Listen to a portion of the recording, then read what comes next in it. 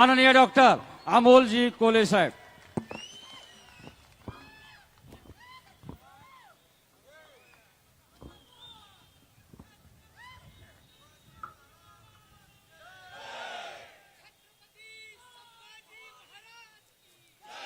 जय शिवराय. सर्वप्रथम स्वर्गीय राजाराम बापूंच्या आणि कुसुमताईंच्या पवित्र स्मृतींना आधी अभिवादन करतो. या सांगलीच्या मातीला, या मातीनं महाराष्ट्राला दिलेल्या संस्कृतीला अभिवादन करतो. आणि तुम्हा सर्वांना मानाचा मुजरा यासाठी करतो की 12-12:30 वाजता तुम्ही जमलात. 12:30 वाजता सुरू झालेला जवळपास 1 वाजता मोर्चा सुरू झाला. आता 5 वाजत आले. गेले 5 तास आपल्या नेत्यावरच्या प्रेमापोटी आणि त्याही पलीकडे महाराष्ट्राच्या संस्कृतीच्या रक्षणासाठी ही तुमची जी बांधिलकी, या बांधिलकीला मानाचा मुजरा करतो. म्हणजे मगाशी इकडे एक ताई बसली होती, त्या ताईला 2दा चक्कर आली. 2दा चक्कर आल्यानंतर मी सांगितलं अरे त्यांना कुणीतरी उपचारासाठी घेऊन जा. त्यानंतर मला कळलं की त्या स्वतः नाही म्हणतायत. एका माऊलीची ही बांधिलकी आहे आपल्या नेतृत्वाविषयी आणि त्यामुळे या बांधिलकीला मानाचा मुजरा. कारण हा विषय केवळ व्यक्तीचा नाही. म्हणजे मगाशी आदरणीय जयंत पाटील साहेबांविषयी राजेश टोपे साहेब बोलले, आव्हाड साहेब बोलले.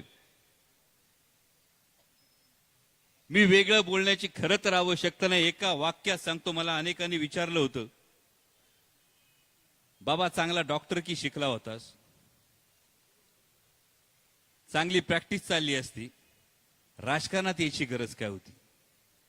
त्यानंतर दुसऱ्या लोकांनी विचारलं, बाबा आपलं मालिकेत चांगलं चाललं होतं, मालिका चांगली चालली होती, सगळं सोडून राजकारणात यायची काय गरज होती.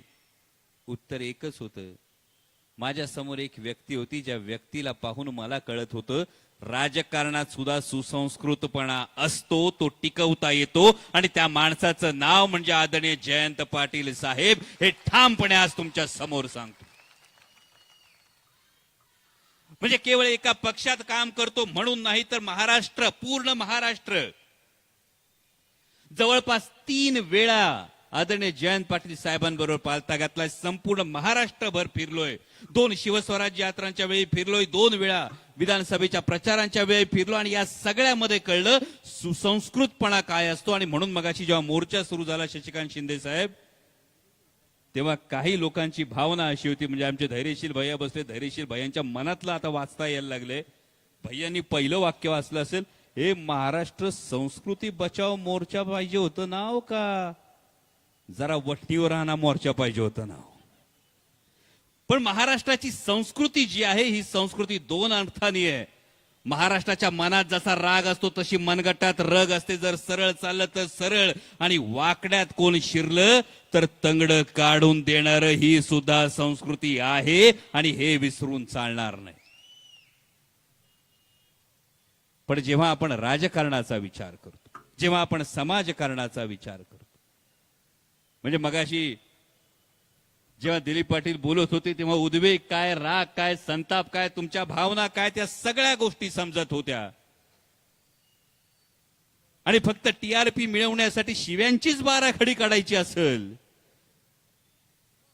तर अ पासून न्य पर्यंत सगळ्या शिव्या आम्हाला बी देता येतात.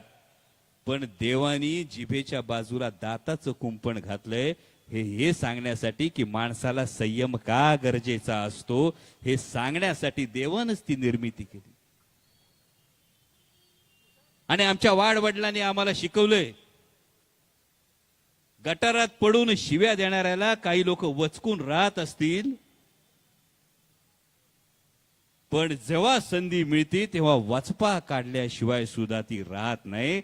आणि शिव्या घालणाऱ्या समोर कोणी नतमस्तक होत नाही. महाराष्ट्र हा शिव्यांसमोर नाही, महाराष्ट्र हा कायम विकासाच्या ओव्यांसमोरच नतमस्तक होतो.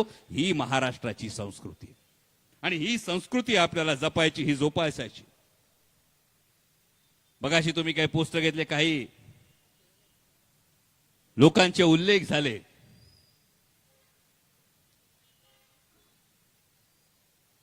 तशी काहीही अपेक्षा माझ्याकडून बाळगू नका.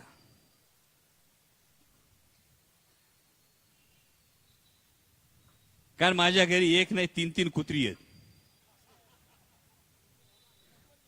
अहो कुत्रं कोणावर धावलं त्या कुत्र्यावर कोण जात नाही हो, आपल्याला लोक बोलतात. आणि त्या पद्धतीनं जर कुत्र्यानं एखाद्याचा चावा घेतला, कुत्र्यानं एखाद्याला इजा केली, तर कुत्र्याला कोणी बोलत नाही, मालकाला जर कोणी बोलतात. तसं विशालदादा तुम्ही म्हणाला ते फार महत्वाचं आहे.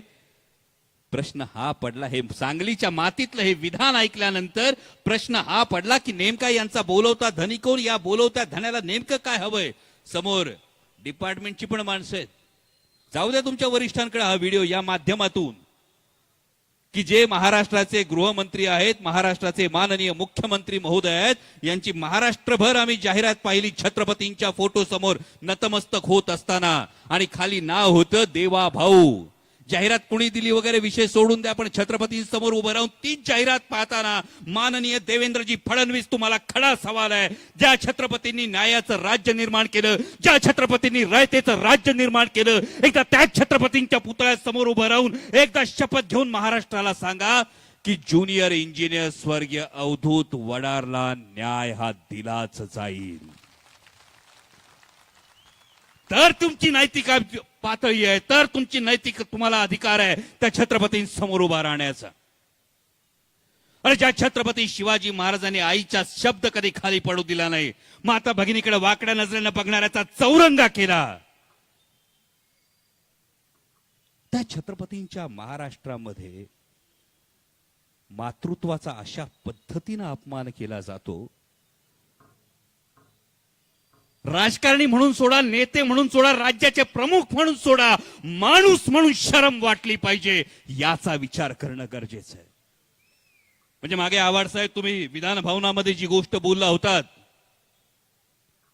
सांगलीत आल्यानंतर अनेकदा ते संबोधन ऐकू यायचं, कानावर पडायचं, कळलं नव्हतं नेमकं काय. त्या दिवशीचं विधान झाल्यानंतर कळलं, अहो ज्याला मातृत्वाच्या नात्याचं पावित्र्य कळत नाही, त्याला मंगळसूत्राचं पवित्र कधी कळणार.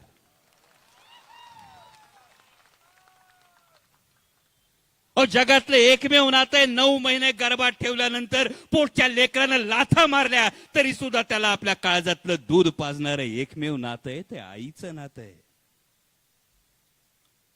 आणि त्या आईच्या नात्याचा असा अवमान होत असताना महाराष्ट्राच्या माननीय मुख्यमंत्री महोदयांना, महाराष्ट्राच्या दोन्ही उपमुख्यमंत्री महोदयांना आणि सत्तेचा मलिदा चाटण्यासाठी लाचार झालेल्या महाराष्ट्राच्या प्रत्येक मंत्र्याला हा सवाल आहे, कुणाची छाती झाली नाही का, पाठीचा मणका राहिला नाही तुम्हाला. एका मातेचा अपमान होत असताना, महाराष्ट्रातल्या मातृत्वाचा अपमान होत असताना कान धरून हा माणूस चुकतोय. हा स्वाभिमान कुणाचा जागृत राहिला नाही, हे दुर्दैव आहे आज महाराष्ट्राचं. आणि म्हणून या गोष्टीचं वाईट वाटतं, या गोष्टीचं दुःख होतंय. बारे महाराष्ट्राचे मुख्यमंत्री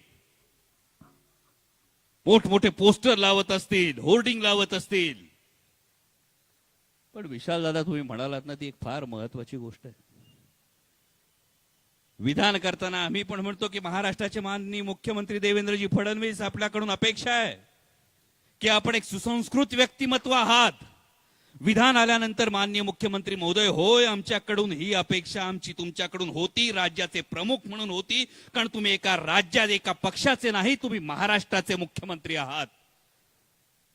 पण आपलं विधान काय आलं, एक आक्रमक नेते आहेत म्हणून तुम्ही असं स्वैर सोडणार. आणि जर तुम्ही असं स्वैर सोडणार असाल तर लहानपणी आम्हाला इंग्रजीमध्ये एक म्हण शिकवली होती, a man is known by the company he keeps. म्हणजे माणसाच्या आजूबाजूला जशी माणसं असतात तसाच तो माणूस असतो. जर हे खरं असेल तर माननीय मुख्यमंत्री महोदय, या वाचाळ वीरांनी आपली प्रतिमा डागाळली जाते आणि काळजी आम्हाला आपली व्यक्तिगत असण्यापेक्षा आपण आमच्या राज्याचे प्रमुख आहात याची आम्हाला जास्त काळजी आहे. आणि मग कधी कधी संशय येतो. मगाशी उत्तमराव जानकर साहेब बोलत होते.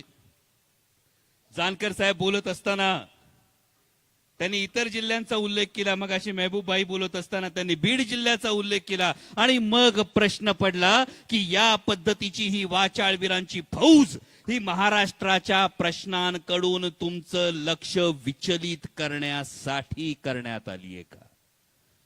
म्हणजे महाराष्ट्रात ओला दुष्काळ पडला, शेतकऱ्यांची ही मागणी आहे की सरसकट कर्जमाफी झाली पाहिजे, पण शेतकऱ्यांचे अश्रू पुसण्यासाठी महाराष्ट्राच्या मंत्र्यांना वेळ नाही. पालकमंत्री पदाचा वाद असेल, मंत्रिपदाच्या वाटपाचा वाद असेल का लगेच विमानं पकडतात, लगेच दिल्लीला पळतात. पण महाराष्ट्रातल्या शेतकऱ्यांचे अश्रू पुसण्यासाठी आतापर्यंत तुम्ही वाचले कोणी? ऐकली का बातमी?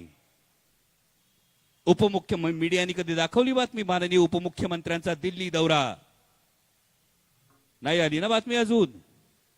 का? तर हा मंत्रिपदाचा वाद नाही, हा शेतकऱ्यांचे अश्रू पुसण्याची वेळ आहे. प्रश्न बेरोजगारीचा असेल, प्रश्न ओल्या दुष्काळाचा असेल, आता अमेरिकेचं टेरिफ येत आहे. अमेरिकेच्या जो काही ट्रेड धोरण आहे, जे काय टेरिफचं धोरण आहे, हे टेरिफचं धोरण केंद्र सरकार मोजक्या उद्योगपतींना वाचवण्यासाठी शेतकऱ्यांचं कंबरडं मोडण्याचा सगळ्यात मोठा धोका आहे. मग तो सोयाबीन उत्पादक असेल, तो मका उत्पादक असेल, वरवंटा जर कुणावर फिरणार असेल, तो शेतकऱ्यांच्या स्वप्नावर फिरणार असेल. आणि मग या सगळ्याकडून जर लक्ष विचलित करायचं असेल तर त्यासाठी तर या फौजा नाहीत ना, अशी शंका माननीय मुख्यमंत्री महोदय आम्हाला येऊ लागली आहे. आणि त्यामुळे तुमच्याकडून अपेक्षा आहे की आता तरी पाठीशी घालण्यापेक्षा कान धरा, कान उपटा. नाही तर महाभारताचा मगाशी उल्लेख विशालदादांनी केला.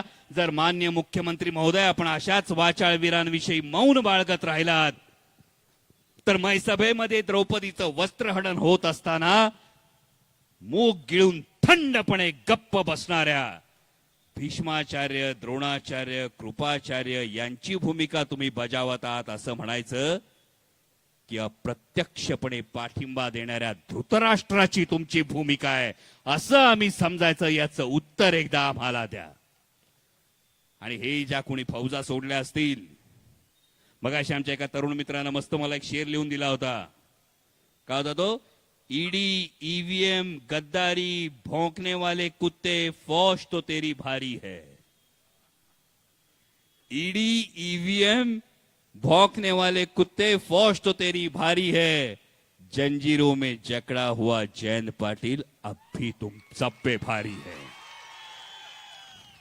आणि म्हणूनच जाता जाता फक्त एवढं सांगतो, ही तुमच्या मनातली जी धग आहे, हा तुमच्या मनातला जो राग आहे, ही तुमच्या काळजातली जी आग आहे, ही तुमच्या मनगटातली जी रग आहे, ही शाबूत ठेवा, ही राखून ठेवा, हा विस्तव धरून ठेवा. विस्तवानी जाळायचं नाहीये. विस्तव जर चुलीत टाकला तर ऊब आणि उभारी देतो. आणि जर ही ऊब आणि उभारी मिळाली तर घरं उभी राहतील. ही घरं उभी राहिली तर महाराष्ट्राची संस्कृती कायम राहील. आणि या सुसंस्कृत महाराष्ट्राच्या राजकारणासाठी तुमच्या प्रत्येकाच्या या वज्रमुठीची, या निर्धाराची गरज आहे. आज तुम्ही हा निर्धार दाखवून दिलात. आज संपूर्ण महाराष्ट्रात हा संदेश गेलाय.